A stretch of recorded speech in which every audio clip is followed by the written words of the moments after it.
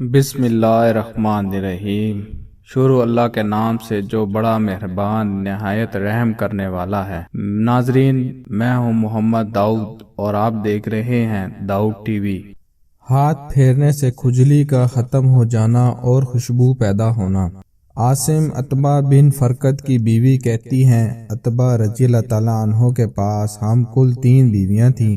ہم میں سے ہر ایک اچھی سے اچھی خوشبو استعمال کرنے کی کوشش کرتی تاکہ وہ اپنی سوکن کے مقابلے میں زیادہ خوشبودار ہو، اور عتبہ بن فرقد صرف روغنی خوشبو کو ہاتھ لگاتے تھے اور وہ ہم سب سے زیادہ خوشبودار تھے۔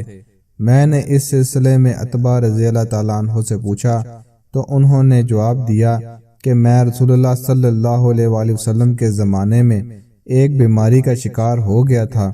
میرے بدن میں کھجلی ہو گئی تھی تو رسول اللہ صلی اللہ علیہ وسلم نے مجھے اپنے سامنے بٹھایا، میں ننگا ہو گیا، صرف شرمگاہ پر میں نے اپنے کپڑے ڈال لیے تھے۔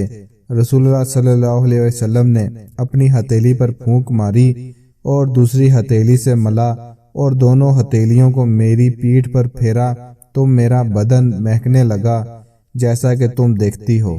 سبحان اللہ۔